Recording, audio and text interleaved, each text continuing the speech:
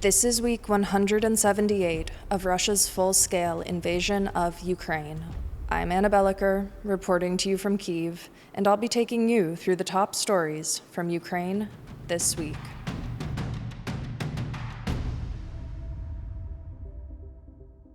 It's been a hard week for Ukrainian democracy from all sides, including internally. On Tuesday, Parliament, led by lawmakers from President Volodymyr Zelensky's ruling party, voted to strip the independence of Ukraine's key anti-corruption bodies, the National Anti-Corruption Bureau, known as NABU, and the Special Anti-Corruption Prosecutor's Office, known as SAPO. This bill, which was signed into law by Zelensky close to midnight on Tuesday, effectively undid more than a decade's worth of anti-corruption efforts that are critical in Ukraine's quest to democratize and eventually join the European Union. Despite submitting a new law on Thursday that seemed like an attempt to reverse the decision, the implications are grim, and the public is furious. But let's back up. After the 2013 to 2014 Revolution of Dignity, also known as the Euromaidan Revolution, independent anti-corruption agencies were established in line with Ukraine's new quest towards Western democracy. These agencies, with heads selected by independent committees, were demanded by the Ukrainian people as a means of ridding the country of high-level corruption, and became a key demand in cooperation with Western partners, who wanted to see Ukraine eventually join the European Union. Under this week's law, the anti-corruption agencies would answer to the Prosecutor General, who is nominated by the President, meaning that the government would have control over what anti-corruption investigations are allowed to proceed, and would have the option to quash any that don't serve its interests. Before the bill was even signed into law, wide-scale protests erupted in major cities across Ukraine, which continued over the following days, as citizens took to the streets to show the government that an authoritarian turn directly opposes the will of the people. Many members of staff attended here in Kyiv, as well as in Lviv and other cities around the country. The protests swelled into the thousands on subsequent nights, as leaders and lawmakers of allied countries expressed concern about a democratic backsliding and the implications of the bill for Ukraine's EU aspirations. People from all walks of life, from civilians to soldiers on the battlefield, are furious.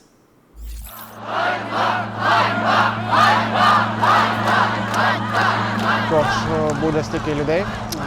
Я очікував, що прийдуть моє коло спілкування, моя соціальна бульбашка, можливо, там людей 100-200, але щоб настільки величезна підтримка була, то я не очікував. These decisions jeopardize Ukraine's prospect of EU integration. We have to pressure the president to veto the law. Otherwise, we can forget about EU in the foreseeable future. Я хочу жити в цій країні і її будувати. Не можу просто так дозволити і зруйнувати все, за що боролися попередники і в 2014 році, і наші воїни зараз за що борються на фронті. Це ненормально, і тому я тут захищаю і себе, і весь народ України. So, the obvious question: why would Zelensky take a sudden, severe action that tanks his popularity and credibility at home and calls his motives into question abroad? The move shows a willingness to undermine Ukraine's democracy in the name of personal gain and consolidation of power, particularly in light of the investigations launched recently against high-level officials and other people close to the president. In the wake of the backlash, Zelensky claimed that the law was intended to remove Russian influence, with no evidence provided of said Russian influence and no mechanisms laid out within the law itself for countering it. The day after he signed the bill, Zelensky posted a photo of himself alongside the heads of Ukraine's top law enforcement and anti-corruption bodies, claiming that they'd agreed to develop a joint action plan on fighting corruption within 2 weeks. But this didn't satisfy the public. Amid the ongoing protests, Zelensky submitted a new bill the following day, which reportedly stipulated that all powers of procedure and guarantees of independence would be restored for both Nabu and Sapo, although it's unclear how soon this reversal can be put into effect, given that Parliament is in recess for the month of August, and it's unknown whether the new law will pass when voted on. Overall, this was a devastating week in Ukraine. Even if Zelensky reverses the aggressive new law in entirety on paper, there will inevitably be an interim period in which crucial anti-corruption investigations are disrupted and won't be able to be resumed. In short, even in the best-case scenario here, there's time for the guilty to cover their tracks, and there's no way to fully restore the public's trust in the presidential office after such a sudden authoritarian move. I talked briefly last week about the responsibility of independent media to tell the truth, even when it's unpleasant. Amid our coverage this week, the Kyiv Independent suffered multiple large-scale cyber attacks from unknown assailants, as well as allegations that were unpatriotic, anti-government, or Russian-influenced. On the contrary, reporting the unpleasant truth about these events is necessary for Ukraine's future. Whitewashing or holding individuals above criticism only weakens Ukraine's chances at true democracy, which is what defenders are fighting and dying for every day. Most of the staff of the Kyiv Independent remembers or took part in the 2014 revolution, and all of us have loved ones fighting on the front lines.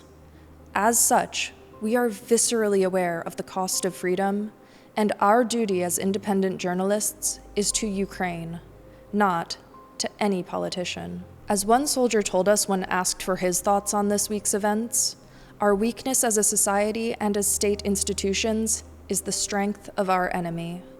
Ukrainians know that a corrupt and divided country will never beat Russia, which is why the fight for justice and democracy is more important now than ever.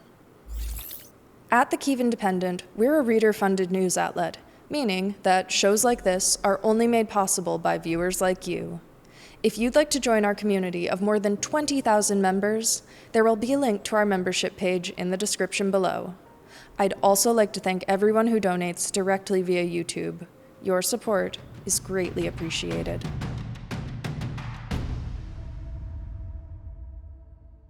As Ukrainians fight for their democratic future at home, we can't forget the largest threat to Ukraine's future: Russia's full-scale invasion. The third round of peace talks between Ukrainian and Russian delegations was held in Istanbul on Wednesday night, although the meeting lasted less than an hour and yielded few substantial results. The heads of both delegations reportedly met privately beforehand in a longer session, but the contents of that conversation aren't known to the public. The last of these talks were held on June 2nd and were marked by an inability by both sides to reconcile their key demands. Russia has repeatedly declined a full unconditional ceasefire and failed to rescind its maximalist objective of capturing and holding on to wide swaths of Ukrainian land. Prior to Wednesday, President Zelensky reported that Ukraine would be entering into this third round of talks with focus on the return of abducted Ukrainian children, securing an immediate ceasefire, and arranging a face-to-face meeting between the leaders of both countries within the near future. However, it was reported afterwards that the two sides were only able to agree to another humanitarian exchange of 1,200 prisoners, which is a similar result to the previous two rounds of talks. According to National Security and Defense Council Secretary Rustem Umerov, who headed the Ukrainian delegation, a direct meeting between President Zelensky and Russian President Vladimir Putin was proposed before the end of August. Russia made the more vague suggestion to form several online working groups to establish topics for future negotiations.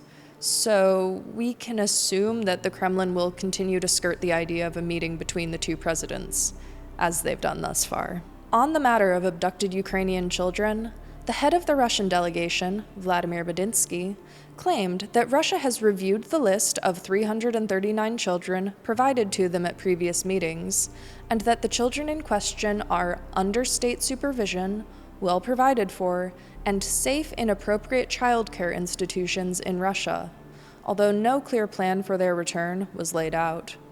Yale's Humanitarian Research Lab estimated that as of spring of this year, up to 35,000 Ukrainian children have been forcibly deported to Russia, with less than 1,400 returned in the last 3 years. Leaders and lawmakers across Europe and America have voiced agreement that the return of these children is a critical step in the peace process, but it's clear that the identification and retrieval of even a majority of them is impossible while Russia remains uncooperative. All in all, this week's peace talks didn't change much.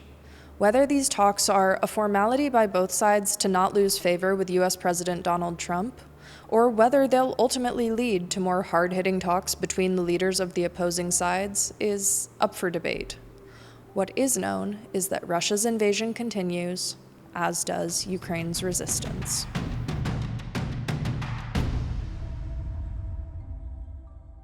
For our member question this week, I'll be handing it over to my colleague to give me a hand in answering. Our members this week ask, how effective are these agencies and how is their independence ensured?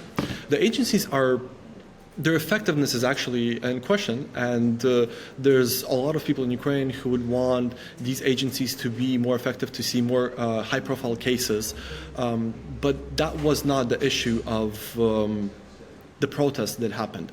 The main issue was that actually the government took over those agencies. The new law ensures that the general prosecutor, who's a political appointee, he's nominated by the president and is voted in by the parliament, which is also controlled by the Ukrainian president, now oversees the anti-corruption institutions.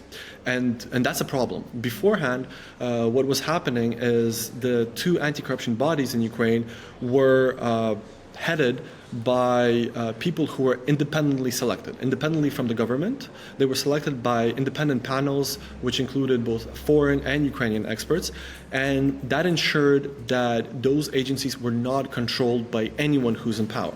Now, there's no more of that, and that's the main issue of the current protest that is still ongoing in Ukraine. That's all for this week. We'll be back next Sunday with more news from Ukraine. If you enjoyed this video, as much as anyone can enjoy this kind of news, please consider becoming a member of the Kyiv Independent community. It's truly thanks to viewers like you that we can do this work, and we're so grateful for your support. Thanks for watching. I'll see you next week.